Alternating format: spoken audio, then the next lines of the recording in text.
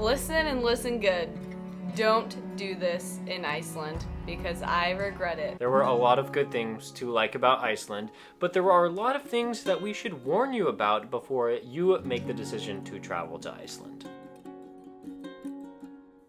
Okay, so we'll get to the worst one in a few points, but we wanted to make a few things clear that you should not do while you are spending your time in Iceland. And the first one is... Well, of course, the first thing that you're going to want to do when you get to Iceland is get from the airport to your accommodation. And the number one thing, or I guess the first thing in Iceland to not do not take a taxi from the airport to Reykjavik. That's probably where you're going to be staying, at least first, or a taxi to any of your accommodations throughout Iceland. Unless you're rolling in it and you don't care, then I guess do your thing. It is just not necessary to take a taxi because if you're going to Reykjavik, you are going to want to take the fly bus.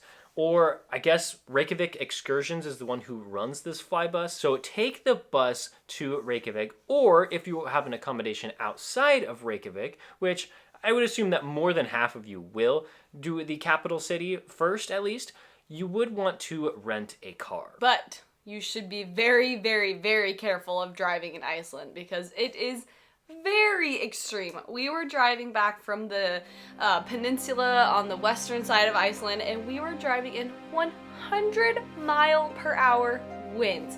In our, it was like a small van, it was going everywhere. It was terrifying. And the driver said that if we were going any faster, he had to slow down to 30 miles per hour. He said if we were going any faster, we literally would have been blown off the road. I am so thankful that we were not the ones driving because we probably just would have freaked out, pulled over, and actually not made it back to town that night. That's so scary. I'm very glad that we weren't driving, but it's not always that windy, but you always have to make sure that you check the weather conditions before you go out on the road driving yourself. There were a lot of good transportation options, like we said, from the airport to Reykjavik. There was that fly bus.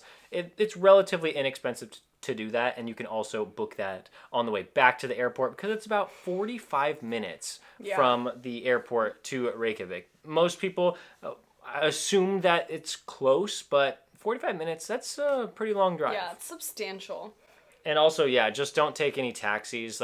You're either going to walk anywhere you need to go in Reykjavik, or you're going to rent that car. And don't take the public bus once you get to Reykjavik, because it is so expensive, and it's just not worth it. Just walk. We walked everywhere and had no problems. Got a lot of exercise. It was great. Don't expect to see the Northern Lights. That has so much to do with weather. It has so much to do with clouds, the solar flares, and don't expect to just, see them from your hotel in Reykjavik. You have to be somewhere so dark. It is pretty rare to just be, walking around the city of Reykjavik and look up and see them. That doesn't really happen. Yes, there are a few cases where it does happen. But we had to drive, an hour outside of Reykjavik, and there was still even, a little bit too much light. Yeah, I mean, sometimes we just, look outside of our hotel window, oh, maybe the Northern Lights are going to be out tonight. Yeah. That's just not going to work. There's too much light pollution for that to actually work, and usually it is pretty cloudy, so you have to drive away from the city and go in any direction to where there's not going to be any clouds, because I'm assuming you want to see the Northern Lights. It's such an incredible thing to do when you do book a Northern Lights tour, whether it's something that's relatively inexpensive or you go for one of the more expensive options. They will have done their research beforehand. They know where it's going to be cloudy and where it's going to be clear. They know where the lights might be shining the brightest. And so it's just the perfect opportunity to book a tour. You can see them by yourself, and of course it's going to be a little bit cheaper to do that. But, I mean, you should probably go with the experts because they'll take you to the perfect location. And don't book a tour that doesn't give you a, reassurance that if you don't see them, you can go again. Because I saw a few places in Iceland that were if you don't see them, you have to pay for it again. But I would say 90% of them, you could go again and you don't have to pay if you don't see them. So that is very important. There are plenty of companies in Iceland that will let you go again free of charge if you don't see them. And that's very nice because we did not see them on our first day. It was 2 hours standing out in the cold, In just wind. staring at the sky, and there was just absolutely nothing. The experts did everything they could, but there just was nothing there. So, of course, we had to go another day, and we would have kept going until we saw it, even if it took like a week. Yeah. Can't control nature. Yeah, and you might be there for an entire week, maybe an entire 2 weeks. You may not see the northern lights, unfortunately. Yeah, when we were there that whole time, the only time that we could see them was the one night that we saw them. Other than that, it was too cloudy, or the solar flares weren't there. It's a whole thing. We got really lucky, and we are so thankful that we saw them. It was a very cool experience. Our next thing to not do is do not tip, or don't feel obligated to tip. Of course, you can tip if you feel like you've received very good service. Probably thinking like restaurants and like tour guides. If you think they did a good job, then yeah, no one is going to be offended when you leave a little bit extra. But do not feel obligated to tip. And don't think that you need to bring cash with you everywhere. We never ran into any place in Iceland that did not take our card. So I would just bring your credit card everywhere and you will 99.9% of the time be totally fine. Even some of the remote places that we went to along the Snæfellsnes Peninsula and just like around like the Golden Circle, like away from the big city, everywhere that we ran into, they all accepted our credit cards. We didn't have a single problem. We didn't go to an ATM one single time, didn't have to pay that ATM fee to get money out. It was great. All right, this one is really sad. Okay, I'm being dramatic, but it is really sad. So we went to the Blue Lagoon. Of course, you go to Iceland, you go to the Blue Lagoon. When you get there, they tell you, put a lot of conditioner in your hair before you get into the Blue Lagoon. I doused my hair in conditioner. Like, I have never had that much conditioner in my hair in my life. I thought it was gonna be fine. I go into the Blue Lagoon. I have so much conditioner in my hair. It was not fine. My hair to this day is straw. It feels like straw. Because of the minerals and everything in the Blue Lagoon, it dries you out so much. I mean, our skin was really dry, but that bounces back pretty fast. Hair does not bounce back. I've actually talked to a few people on Instagram that told me they had to cut their hair. I will be so sad. I am being dramatic, but I love my hair. It took me a long time to grow my hair out. It's like my hair is wrecked. Like for the first week, I literally could not even brush through it. It was so dry, and like if I brushed through it, it would just crisp off. Like when I tell you it wrecked my hair, it wrecked my hair. I still don't know if I'm gonna have to cut it off. I mean, we're traveling, so like I just cut it off myself. Like I don't know.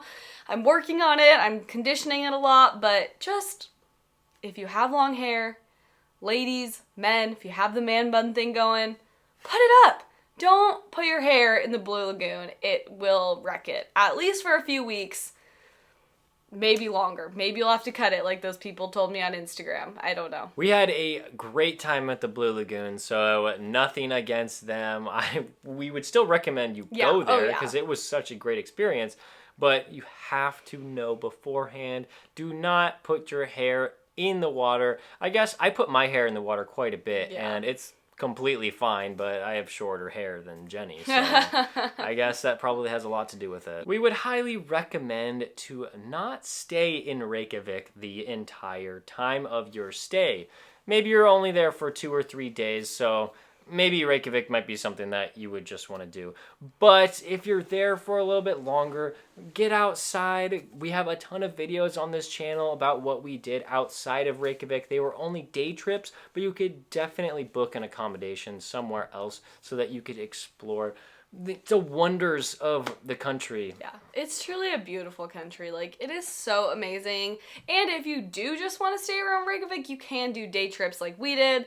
Like, we went to the peninsula, we went to the Golden Circle, and like, if you're in Reykjavik, the Golden Circle is like right there. So you just drive to the Golden Circle, just explore the beautiful countryside, because it is magical.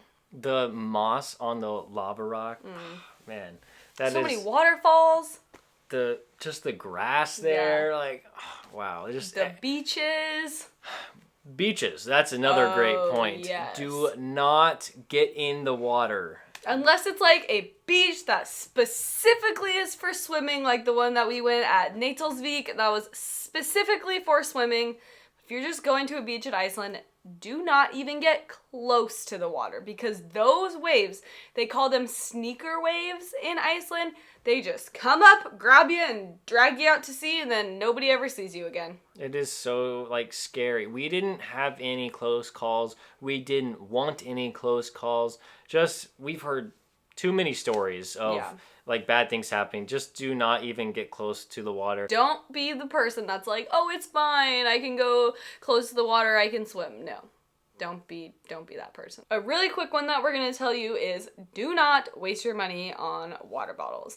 The water in Iceland is pure and fresh and delicious, and you can drink it right from the sink. And another thing to not do not wait to visit Iceland. Iceland is in the middle of a tourism boom, and that's mainly just because it's such like a crazy place. So crazy. And for the longest time, it was so difficult for tourism, but like in the past 10 years, ever since then, a ton of people have flocked to Iceland. So don't wait to go. This is your one opportunity, probably for the rest of your life, that there is going to be a small number of tourists there. Like, you just have to go now, because I'm assuming in the next like 10, 20, 30 years, there's going to be way more visitors than there are right now. Yeah, don't walk.